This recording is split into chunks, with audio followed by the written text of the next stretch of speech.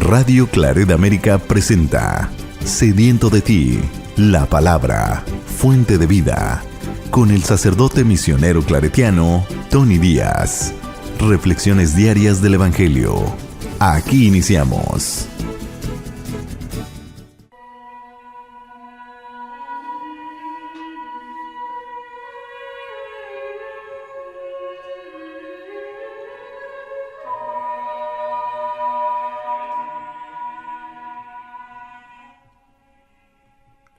Bienvenidos hermanos a nuestras reflexiones bíblicas de las lecturas del día. Hoy es viernes de la tercera semana de Cuaresma,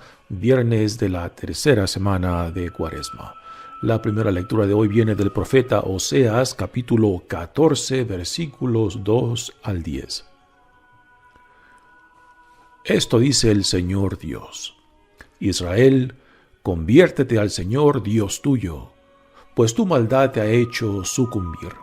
Arrepiéntanse y acérquense al Señor para decirle: perdona todas nuestras maldades, acepta nuestro arrepentimiento sincero, que solemnemente te prometemos. Ya no nos salvará Asiria, ya no confiaremos en nuestro ejército, ni volveremos a llamar Dios nuestro a las obras de nuestras manos. Pues solo en ti encuentra piedad el huérfano. Yo perdonaré sus infidelidades, dice el Señor, los amaré aunque no lo merezcan, porque mi cólera se ha apartado de ellos. Seré para Israel como rocío. Mi pueblo florecerá como el lirio, hundirá profundamente sus raíces como el álamo, y sus renuevos se propagarán. Su esplendor será como el del olivo, y tendrá la fragancia de los cedros del Líbano. Volverán a vivir bajo mi sombra, cultivarán los trigales y las viñas, que serán tan famosas como las del Líbano. Ya nada tendrá que ver Efraín con los ídolos. Yo te he castigado, pero yo también te voy a restaurar. Pues soy como un ciprés siempre verde, y gracias a mí tú das frutos.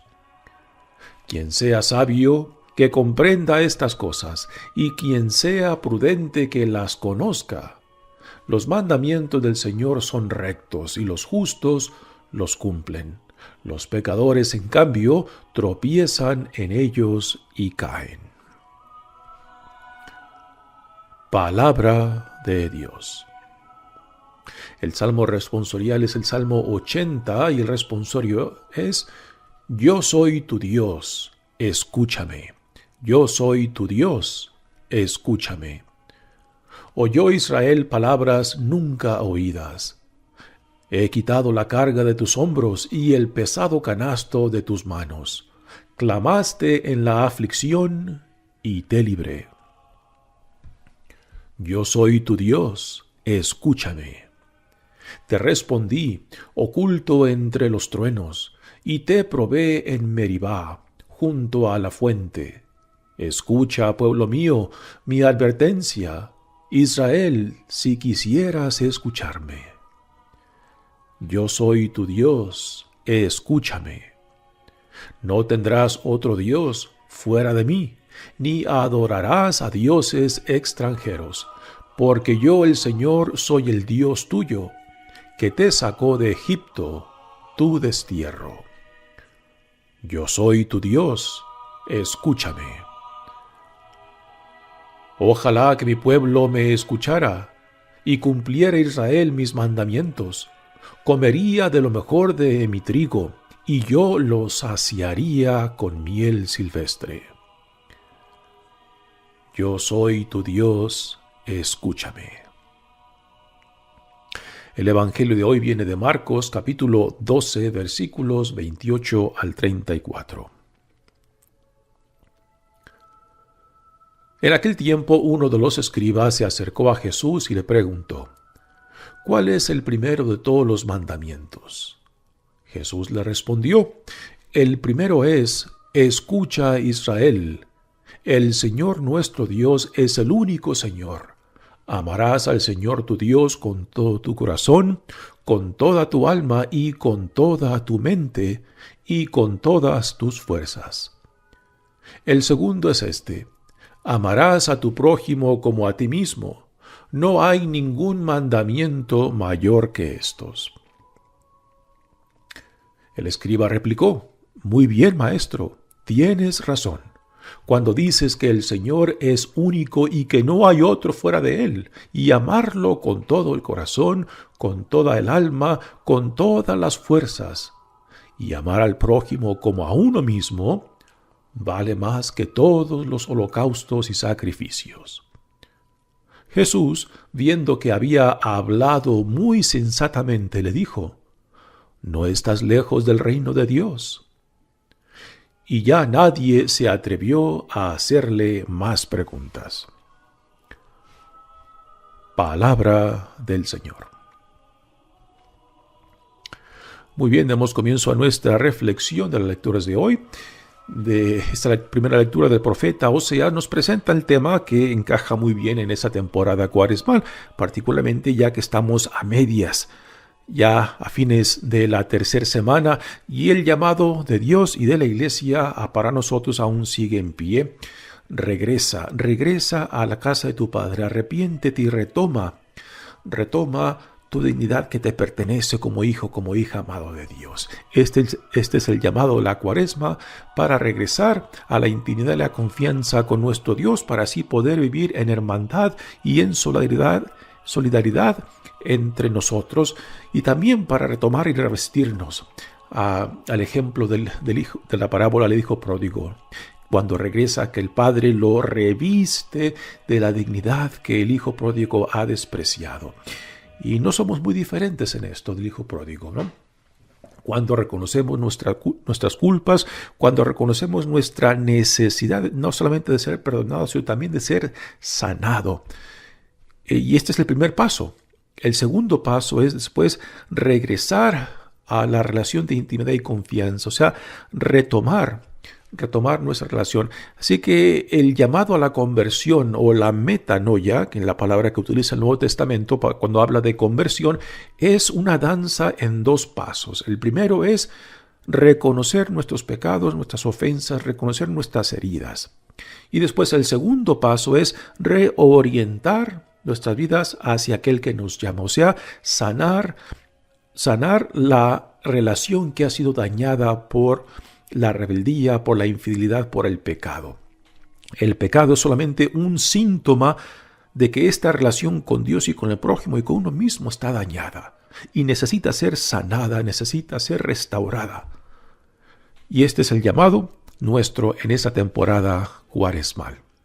El profeta Isaías aquí nos presenta en esta lectura este doble paso de la danza de nuestra relación con Dios. El primero es el arrepentimiento, el reconocer nuestros pecados. El segundo es regresar a la intimidad y confianza con nuestro Dios. El segundo paso.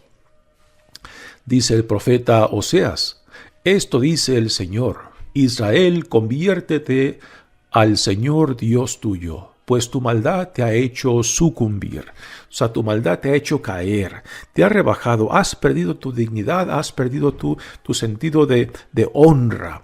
Y esto te ha hecho caer, te ha hecho sucumbir. Y el Señor nos dice: levántate, sacúdete y regresa. Reconoce tu culpa, reconoce tu pecado. Y ahora es el primer paso. El segundo paso es: ven y regresa a la relación de intimidad y confianza con tu Dios. O sea, ven y revístete con esa dignidad. Ven y sed quien dice Dios que eres, hijo, hija amada de Él, ¿no? Y vive según tu dignidad, y no la dignidad que quizás encuentras según el mundo, según los valores que tú piensas que te definen como persona, como hombre o como mujer, pero que Dios dice: no, tú no simplemente eres un hombre o una mujer, eres un hijo, eres una hija amado de Dios. Precisamente lo que Dios le dice a Jesucristo en su bautismo: tú eres mi hijo amado en quien me complazco. Y esto es precisamente lo que Dios te dice a ti. Tú eres mi hija amada, tú eres mi hijo amado. Ven, regocíjate en quien digo yo que eres tú, ¿no? Este es el llamado para nosotros en esta temporada cuaresmal, para así poder llegar a las fiestas más importantes de nuestra fe, la pasión, muerte y resurrección de nuestro Señor Jesucristo, en lo cual está fundada nuestra fe en esa victoria que Dios ha ganado para nosotros en Jesucristo. Así que el llamado de Dios por medio del profeta Oseas es: arrepiéntete, ven, regresa, párate, detente y reconoce cómo estás viviendo, reconoce cómo estás destruyendo tu vida y las vidas de otros en torno a ti. El primer paso. Perdona, dice ahora el profeta Oseas, representando a la colectividad de Israel ante Dios, dice: perdona nuestras maldades, acepta nuestro arrepentimiento sincero que solemnemente te prometemos. Y ahora viene el segundo paso en esta danza, en esta relación con Dios, que es la reconciliación.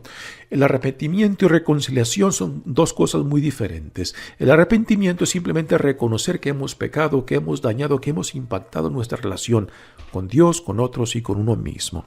El segundo paso es la reconciliación, o sea, regresar a la relación, sanar la relación. Y este es lo que ahora el profeta Oseas nos dirá: ya no nos salvará Asiria, ya no confiaremos en nuestro ejército, o sea, ya no pretenderemos refugiarnos en otras naciones más poderosas que nosotros, ya sea en Egipto o en Asiria. Ya no pretenderemos que nuestros ejércitos nos salvarán, porque no nos salvarán, ni volveremos a llamar Dios nuestro a las obras de nuestras manos. Palabras que deben de hacer eco en nosotros cuando reconocemos que también nosotros construimos otros dioses, otros ídolos a quien le rendimos culto y fidelidad. Cuando desplazamos a Dios del centro de nuestras vidas y nos construimos nuestros dioses. Pues esta es parte de la infidelidad del pueblo de Israel ante Dios, y que cuando han ido detrás de otros dioses o de otras naciones para protegerse, entonces han rechazado a Dios, el Dios que los sacó de Egipto, el Dios que les dice: tú eres mi hijo, a Israel. Y al despreciar o al desplazar a Dios del centro de sus vidas, pues entonces han quedado huérfanos. Por eso las palabras que vienen ahora, cuando dice: pues solo en ti encuentra piedad el huérfano. Israel, por medio del profeta Oseas, está reconociendo que al rechazar a Dios como su Padre, como su Creador, como su Rey, se han quedado huérfanos. Y ahora que reconocen su necesidad de arrepentimiento, entonces dicen: solo en ti encuentra piedad el huérfano, porque es así como Israel se ve a sí mismo ante su necesidad tanto de arrepentimiento como de reconciliación, o sea, regresar al único Dios. Y ahora Dios le contesta a Israel por medio del profeta Oseas. Esta lectura es un diálogo muy bello. Ahora dice Dios por parte del profeta Oseas: yo perdonaré sus infidelidades, dice el Señor, los amaré aunque no lo merezcan. Palabras claves de nuestra fe. Dios, a pesar de nosotros mismos, ha tomado la iniciativa de venir a nosotros. Y esto desde el Antiguo Testamento, no solamente en Jesucristo. Dios escogió a Israel por su pueblo, no porque era el mejor, no porque era el más grande, no porque era el más excelente. No, fue simplemente una iniciativa de Dios. Y cuando Dios escogió a Israel como su pueblo, escogió para que fuera una luz para el resto de las naciones, para que por medio de su fidelidad con Dios, otras naciones fueran atraídas a este único Dios, ¿no? Y este sigue siendo también nuestra misión de Dios por medio de Jesucristo, de que Dios por su propia iniciativa vino a salvarnos a pesar de nosotros mismos, a pesar de que no lo merecíamos. Y nos ha dado la misión de que seamos testigos ante el mundo de que hay un Dios entre nosotros, y que nuestra forma de ser, de vivir, nuestra forma de tratarnos, nuestra forma de hacer familia, de ser comunidad, de valorar nuestra dignidad y también de cuidar de aquellos más vulnerables entre nosotros, es para que nosotros seamos este testimonio ante el mundo de que hay un Dios entre nosotros, para que también otros particularmente aquellos que aún no han conocido a Dios, lo lleguen a conocer y al conocerlo amarlo y al amarlo servirlo, el cual es la vocación por excelencia que se nos da en nuestra fe. Así que esto es lo que Dios le dice a Israel por medio del profeta Oseas: los amaré aunque no lo merezcan. La salvación, el amor de Dios, es una iniciativa de Dios. Nunca lo merecemos, nunca lo ganamos, nunca lo meritamos. Por eso, la respuesta más apropiada, cuando uno reconoce que a pesar de uno mismo, Dios me ama, Dios me acepta, es la gratitud. Porque no lo merecíamos, no lo hemos meritado, no lo hemos ganado, pero igualmente Dios ha volcado su amor sobre nosotros. Por eso, la única respuesta apropiada es la gratitud. Gracias, Señor, porque aunque no lo merecía, igualmente tú me amas, tú me aceptas. A pesar de mí mismo, tú has venido detrás de mí para decirme: ven, regresa a la casa de tu padre, revístete de tu dignidad que has pisoteado, que has rechazado. Continúa Dios por medio del profeta Oseas: porque mi cólera se ha apartado de ellos, seré para Israel como rocío. Qué bella imagen, el rocío de la mañana, rocío que crea esta imagen de paz, de serenidad, el rocío que colma, que refresca. Mi pueblo florecerá como el lirio, dice. Hundirá profundamente sus raíces como el álamo y sus renuevos se propagarán. Una imagen de la naturaleza que nos da la idea de que cuando estamos bien enraizados en Dios, entonces produciremos los frutos apropiados del reino. Su esplendor será como el del olivo y tendrá la fragancia de los cedros del Líbano. Continúa Dios por medio del profeta diciendo: volverán a vivir bajo mi sombra, cultivarán los trigales y las viñas, que serán tan famosas como las del Líbano. Ya nada tendrá que ver Efraín con los ídolos. Nuevamente esta imagen de producir frutos cuando estamos profundamente enraizados en nuestro Dios. Yo te he castigado, dice Dios, pero yo también te voy a restaurar. Pues soy como un ciprés siempre verde. Otra imagen, la naturaleza de otro árbol. Ya he mencionado tanto los árboles del Líbano, los olivos, los álamos. Aquí introduce otro árbol, el ciprés, que es un árbol que no pierde las hojas, está verde todo el año. Así que el autor de este libro de Oseas nos presenta varias imágenes de la naturaleza para expresar la vida unidos en Dios. Y ahora este último pasaje de esta lectura tiene un tono muy sabio, como que fuera sacado de alguno de los libros sapienciales, o sea, de la sabiduría. Y es el pensamiento que refleja cuando dice: quien sea sabio que comprenda estas cosas, y quien sea prudente que las conozca. Los mandamientos del Señor son rectos, y los justos los cumplen. Los pecadores, en cambio, tropiezan en ellos y caen. Los mandamientos del Señor para aquellos que desean escuchar, desean entender, asimilen el mandamiento y después lo vivan, pues entonces la palabra de Dios, los mandamientos del Señor, las enseñanzas del Señor son vida. Pero para el que rechaza lo que Dios ofrece, entonces esos mismos mandamientos se convierten en tropiezo. Es curioso que la misma enseñanza, el mismo mandamiento, para unos puede ser vidas, pero para otros tropiezo.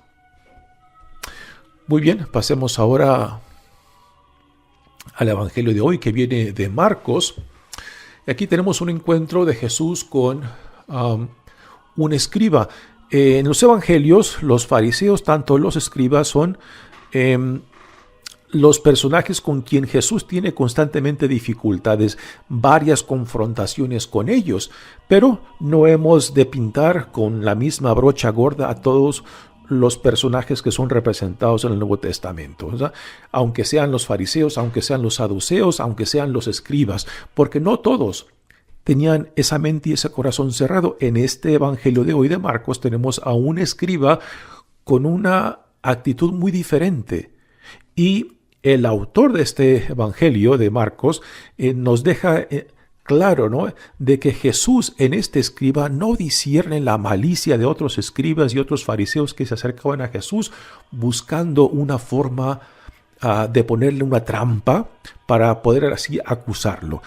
Este escriba que se le acerca a Jesús no viene con malicia, y Jesús lo discierne porque en las otras escenas donde Jesús es confrontado por fariseos o por escribas, y cuando Jesús discierne que hay malicia en ese encuentro, nunca les contesta directamente, siempre les contesta con otra pregunta.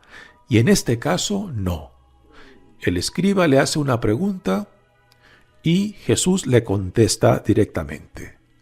Una indicación de que Jesús no discierne malicia en este escriba. Así que no todos los escribas, no todos los fariseos venían con mala intención a Jesús. Este escriba está claramente aquí definido de que no viene con malicia, y por eso Jesús, al no discernir malicia, le contesta directamente.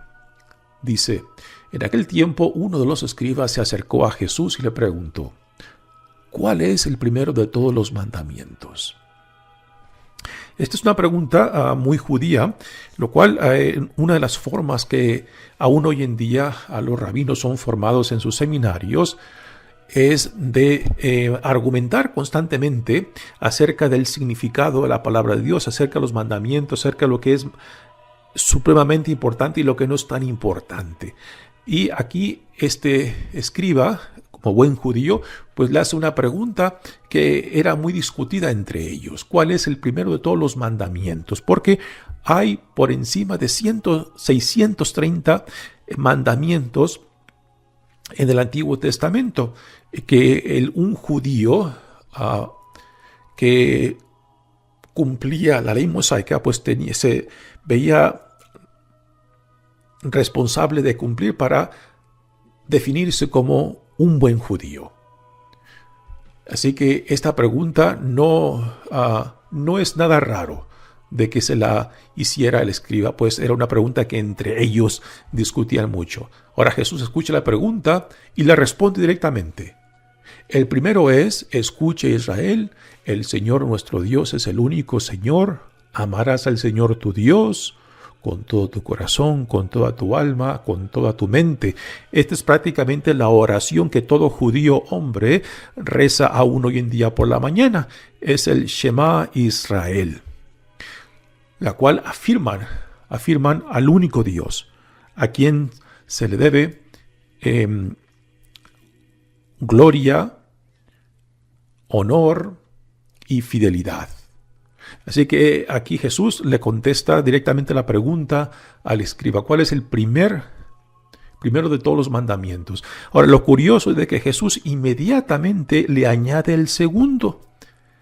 El escriba no le preguntó sobre un segundo, pero Jesús le incluyó el segundo para conectar claramente que el amor a Dios está íntimamente unido con el amor al prójimo.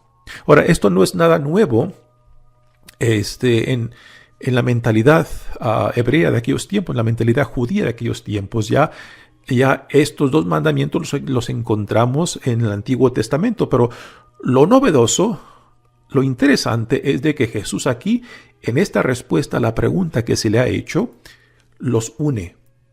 Y repito, esto no necesariamente es algo nuevo que Jesús haya inventado o haya creado. Ya en algunos otros rabinos ya se veía esta unidad del amor a Dios y el amor al prójimo. Y el hecho de que este escriba, al escuchar la respuesta de Jesús, afirma y consiente su respuesta, es una indicación de que no era una novedad, digamos, única, de que ya quizás aún entre los escribas, entre los fariseos, entre los rabinos, este pensamiento, esta unión de estos dos mandamientos ya era algo que ya resonaba o se escuchaba, ¿no?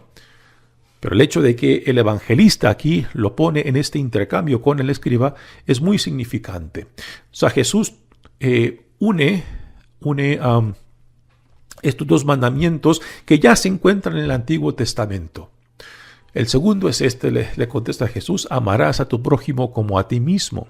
Y después le dice, como resumen, no hay ningún mandamiento mayor que estos. Jesús resume toda la ley mosaica en estos dos mandamientos. Y ahora viene la respuesta o la reacción del escriba. Ahora, recordamos que los escribas eran en cierta manera los expertos en la ley mosaica. Eran los que hacían copias del Antiguo Testamento, eran los que daban comentarios sobre la ley, eran los que después aplicaban la ley a la vida diaria. Así que estos eran los escribas. Y después de escuchar la respuesta de Jesús a su pregunta, entonces viene ahora la reacción de este escriba. Le dice, muy bien, maestro. Interesante, el escriba lo reconoce como maestro. Cuando otros fariseos y otros escribas, otros líderes de la comunidad judía no le daban a Jesús ningún tipo de autoridad, este escriba tiene una actitud muy diferente ante Jesús. Lo reconoce como maestro. Tienes razón, le dice, cuando dices que el Señor es único, que no hay otro fuera de Él. Y amarlo con todo el corazón, con toda el alma, con todas las fuerzas, y al prójimo como a uno mismo, vale más que todos los holocaustos y sacrificios.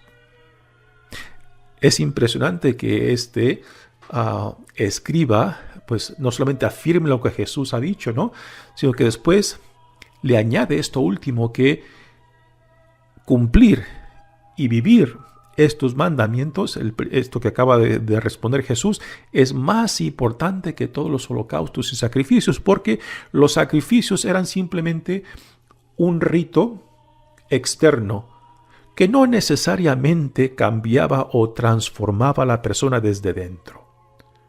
Pero sin embargo, escuchar, entender, asimilar y poner en práctica lo que Dios nos dice por medio de la ley, por medio de Jesús, ahí es donde se cumple la voluntad de Dios Padre, donde se lleva a cabo, donde se vive la alianza a la cual Dios nos ha llamado desde antiguo y que continúa en Jesucristo. Así que esta reacción del escriba es impresionante.